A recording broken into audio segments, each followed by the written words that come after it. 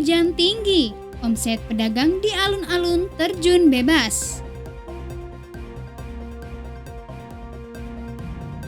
Pemkab Jember dorong perekonomian melalui wisata Kampung Durian.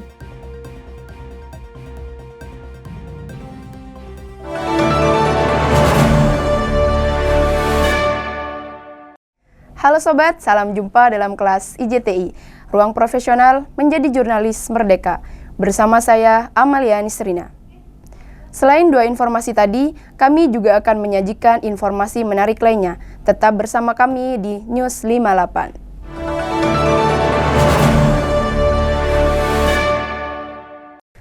Intensitas curah hujan yang cukup tinggi mempengaruhi pendapatan pedagang yang ada di sepanjang alun-alun Kota Jember.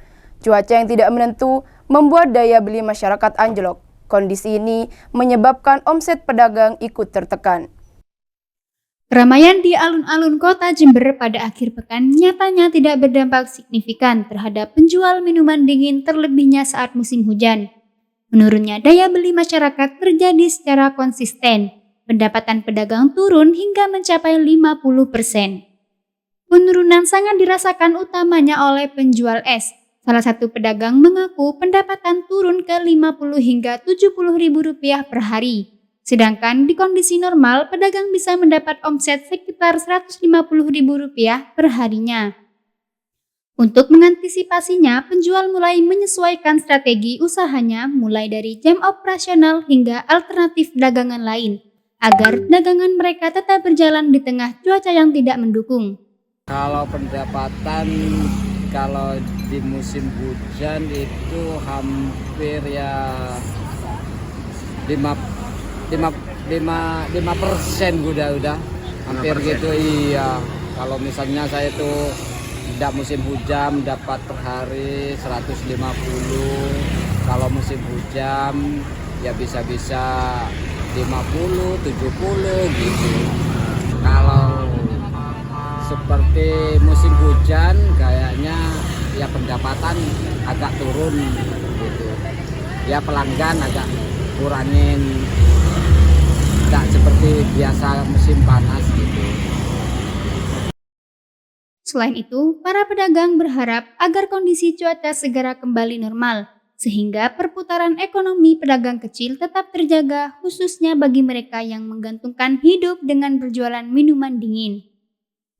Dari Patrang Jember, Muhammad Sulaiman, Ali Afifi melaporkan.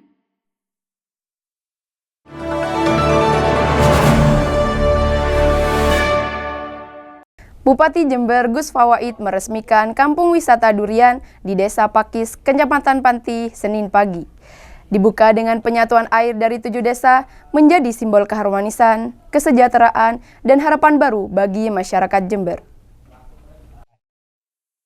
Wisata Kampung Durian telah resmi dibuka. Wisata ini langsung diresmikan oleh Bupati Jember Gus Fawaid. Acara ini menjadi bagian dari rangkaian program Bunga Desaku ini. Diawali dengan kirap air dari 7 sumber mata air di wilayah Jember bagian utara. Kegiatan ini menjadi simbol keharmonisan, kesejahteraan, dan harapan baru bagi masyarakat Jember. Acara yang berlangsung di wisata Kampung Durian Desa Pakis, Kecamatan Panti ini dihadiri langsung oleh Bupati Jember Gus Fawaid bersama masyarakat, tokoh desa, dan pelaku wisata setempat. Tradisi penyatuan 7 mata air dilakukan secara bersama oleh para kepala desa dari Desa Panti, Pakis, Gelagawero, Kemiri, Kemuningsari, Lor, Serut, dan Suci. Air dari ketujuh sumber tersebut menjadi lambang harapan, keberkahan, dan persatuan bagi masyarakat Jember.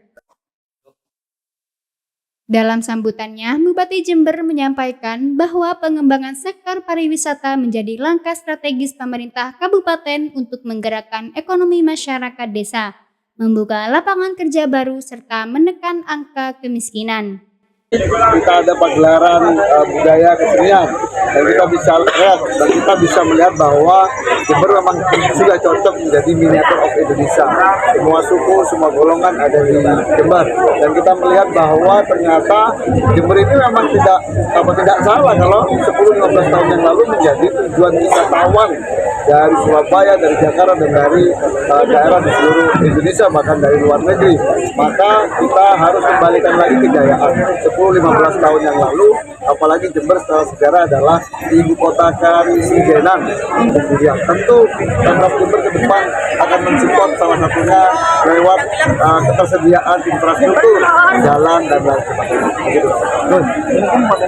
Desa Paki sendiri dinilai memiliki potensi besar untuk dikembangkan sebagai ikon wisata agro berbasis alam dan edukasi. Dalam kesempatan tersebut, Gus Fawaid juga menekankan pentingnya kerjasama antar wilayah dalam mendukung pengembangan pariwisata tapal kuda, termasuk dengan Kabupaten Bondowoso dan Lumajang. Ia mengajak masyarakat untuk bersama-sama memajukan pariwisata Jember melalui promosi melalui berbagai media, khususnya media sosial. Acara peresmian ini juga diisi dengan pagelaran seni reog Ponorogo sebagai pembuka di mana Bupati Jember turut memberikan kartu tanda anggota kepada kelompok seni reog Ponorogo sebagai bentuk apresiasi atas peran seniman lokal dalam melestarikan budaya daerah. Dari Panti Jember, Agil Maulana melaporkan.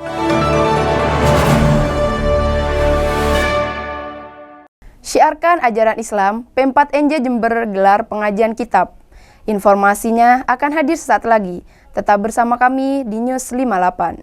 Program Studi Komunikasi dan Penyiaran Islam berdiri di bawah Fakultas Agama Islam Universitas Nurul Jadid sejak tahun 1996.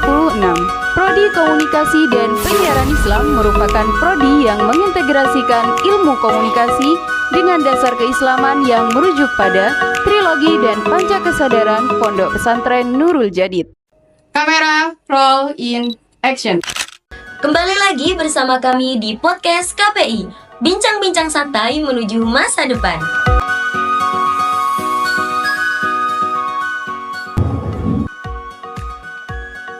Intinya, isu yang teman-teman bawa harus mengandung proximity dan magnitude. Paham?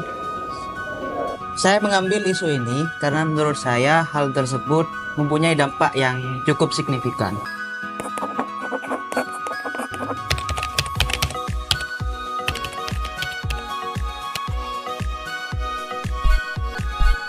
Teknik editing video dan desain menjadi salah satu skill yang harus diselami oleh mahasiswa dan mahasiswi program studi komunikasi dan penyiaran Islam.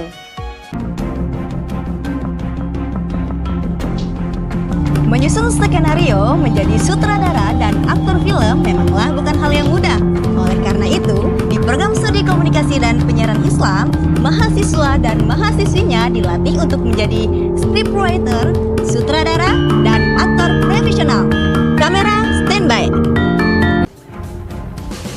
Ada mau mana? Mau daftar kuliah di Universitas Nurul Jadid. Program studi apa? Prodi Komunikasi dan Penyiaran Islam. Ayo kita bareng-bareng. Yuk.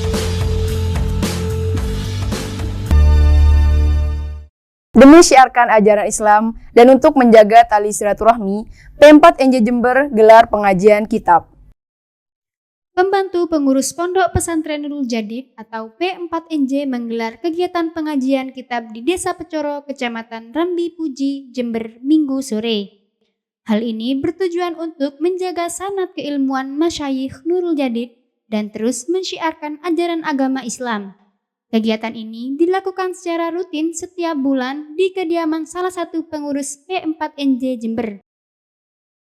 Kitab yang dipakai adalah kitab Syu'aibul Iman karangan Kiai Haji Zaini Mun'im, pendiri Pondok Pesantren Nurul Jadid.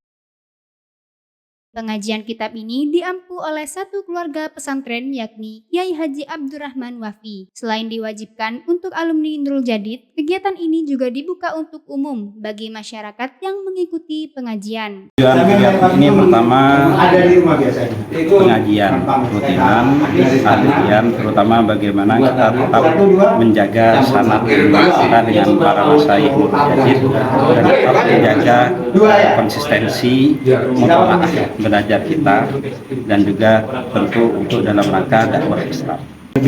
Peserta tentu yang pokok adalah santri bersama ini dari Pondok Pesantren Muntadir, dan kita juga terbuka lebar untuk umum baik putra maupun putri, terutama di masyarakat sekitar.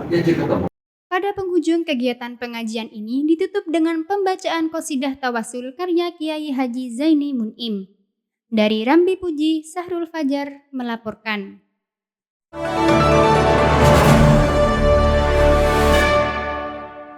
Bupati Jember Muhammad Fawaid Senin siang menghadiri sosialisasi sekolah ramah anak di Kecamatan Panti. Tingginya angka kematian ibu dan anak yang diakibatkan oleh maraknya pernikahan dini menjadi perhatian utama. Kegiatan sosialisasi sekolah ramah anak ini berlangsung Senin siang di SMP Negeri 1 Kecamatan Panti, Jember.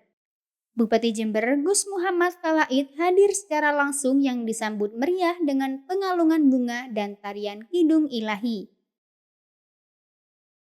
Sebelum memberikan sambutan dan arahan, Gus Fawaid sempat menandatangani prasasti sebagai bentuk apresiasi terhadap penyelenggara acara ini. Kehadiran Bupati kali ini juga diikuti sejumlah pejabat OPD terkait. Di tengah sambutannya, Bupati sempat memanggil salah satu siswi untuk melanjutkan lagu kisah kasih di sekolah. Gus Fawaid menekankan tingginya kematian ibu dan bayi yang diakibatkan oleh maraknya pernikahan dini menjadi fokus perhatian utama. Bupati juga mengingatkan para siswa, kejarlah ilmu setinggi-tingginya. Pemkab Jember berkomitmen siapkan 20.000 beasiswa yang diperuntukkan bagi anak-anak usia sekolah dasar dan menengah hingga mahasiswa.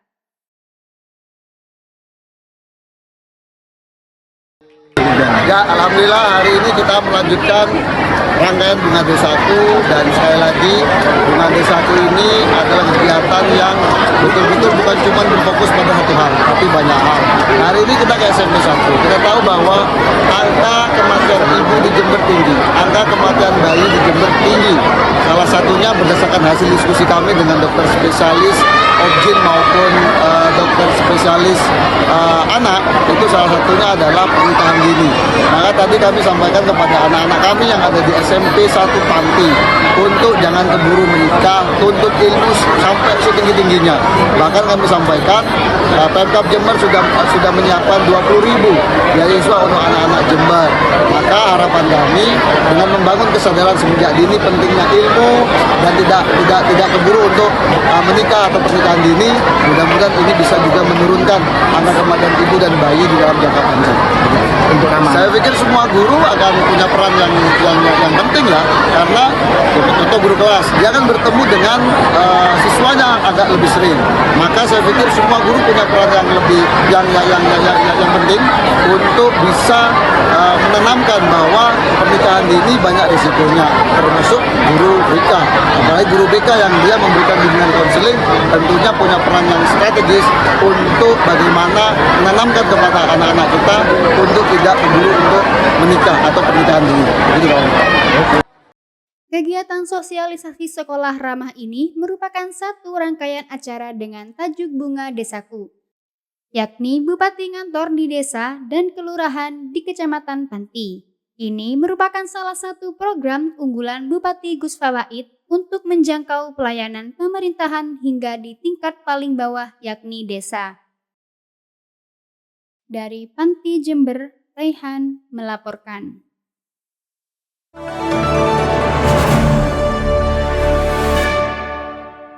Es segar dengan harga terjangkau masih menjadi pilihan warga saat siang hari. Informasinya akan hadir saat lagi. Tetap bersama kami di News 58.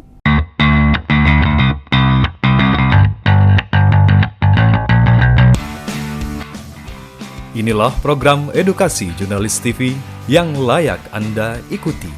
Kampus IJTI. Halo Sobat, selamat jumpa dalam Kampus IJTI. Ruang profesional, berlibur bersama keluarga. Sejarah masa lalu di Jember. Saya Kirana Yudi. Kampus IJTI. Ruang profesional menjadi jurnalis merdeka.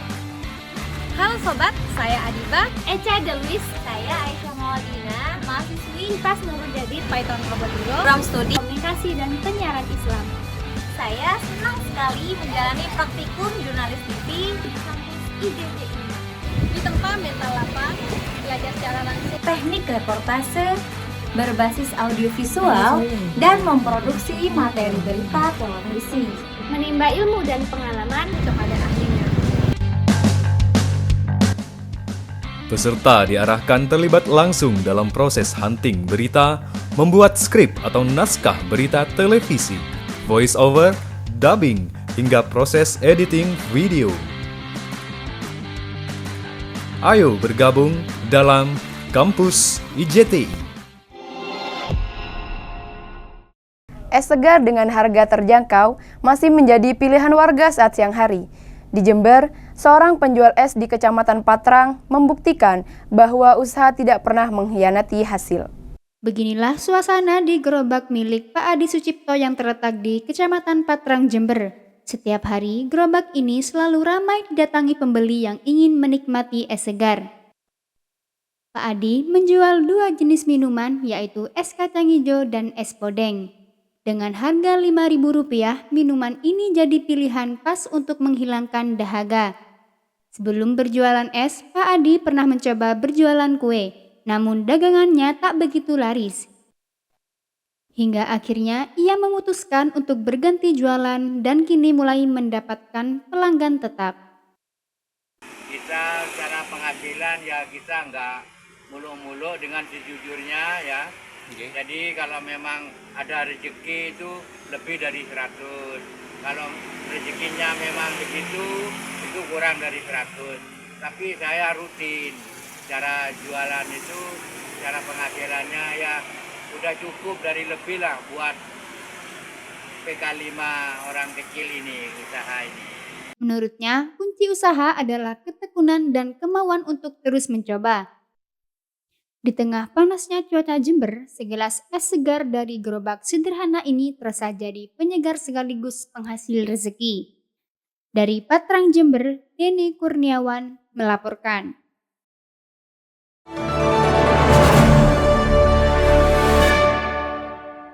Akibat pemanasan global yang terus meningkat, terjadi fenomena anomali cuaca. Suhu yang tak menentu, hujan tak terduga menjadi dampak nyata dari perubahan iklim, khususnya di daerah Jember. Akhir-akhir ini cuaca emang lagi gak nentu ya sobat. Siang hari panasnya bisa terasa nyengat banget.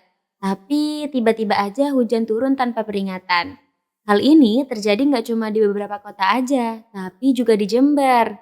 Perubahan cuaca yang sering berubah cepat ini bikin warga harus lebih siaga. Apalagi buat yang aktif di luar rumah. Ya, semua ini gak lepas dari dampak pemanasan global yang semakin kerasa belakangan ini. Iklim berubah, cuaca jadi sulit diprediksi. Dan kita semua harus lebih peduli sama lingkungan kita. Terkait cuaca hari ini ya, dan ke depan, kita sudah mulai masuki musim hujan. Tapi peralihan ini masih di peralihan dari kemarau ke hujan. Sebenarnya di bulan November itu harusnya masih musim kemarau dari BMKG, tetapi kemarau basah. Dan ternyata kita mengalami perubahan ekstrim ya cuaca. Dari kemarau ke hujan ini sampai bulan November diperkirakan setiap jam 1 ke atas siang, jam 1 siang ke atas 13.00 itu pasti akan terjadi hujan. Baik itu intensitasnya dari sedang, rendah, dan sampai tinggi. Dan sampai saat ini perkiraan dari BMKG itu sampai bulan November masih terjadi cuaca ekstrim, terutama hujan deras termasuk diiringi dengan angin yang kencang.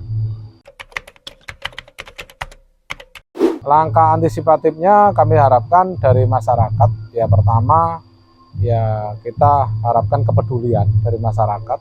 Apapun kalau kita ada kepedulian dan kepekaan terhadap lingkungan, akan meminimalkan risiko dari adanya bencana. Terutama di musim hujan ini saya harapkan ada kemandirian dari masyarakat, terutama kalau ada pohon tinggi ya di sekitar lingkungannya, di sekitar rumahnya diadakan mandiri ya, sebuah swasembada ya. Kemandirian lah untuk dilakukan perempesan. Ini yang yang kami harapkan dari masyarakat. Jadi dengan peduli kita bisa mengantisipasi apapun yang akan terjadi di cuaca yang ekstrim ini. Yang pasti dari BMKG menyampaikan ada perubahan arah angin yang biasanya dari Australia ke Asia, benua Asia itu ada perubahan arah. Jadi diikuti dari adanya perbedaan suhu ya yang lumayan ekstrim antara benua Asia sama benua Australia. Ini yang menjadi kedepannya seperti itu. Harapan kami ya tidak terlalu lama untuk cuaca ekstrim ini. Diperkirakan sampai November sudah tidak ekstrim lagi. Tapi ya tetap Allahu a'lam, intinya itu aja. Yang pasti dampak dari rumah kaca ya, efek panas global ini ya pasti harusnya rutinitas kita, kalau dulu rutinitas antara perubahan cuaca itu bulan dan masalah bulannya ya, dari kemarau ke musim hujan atau hujan kemarau itu bisa dipastikan di bulan berapa itu bisa. Sekarang mengalami pergeseran-pergeseran karena lingkungan secara global kita mengalami pemanasan global ini yang pengaruhnya kepada pergeseran cuaca ya.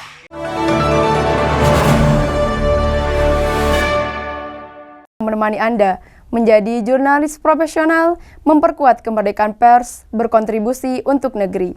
Sampai jumpa pada episode berikutnya. Saya Amalia Nisrina, pamit undur diri.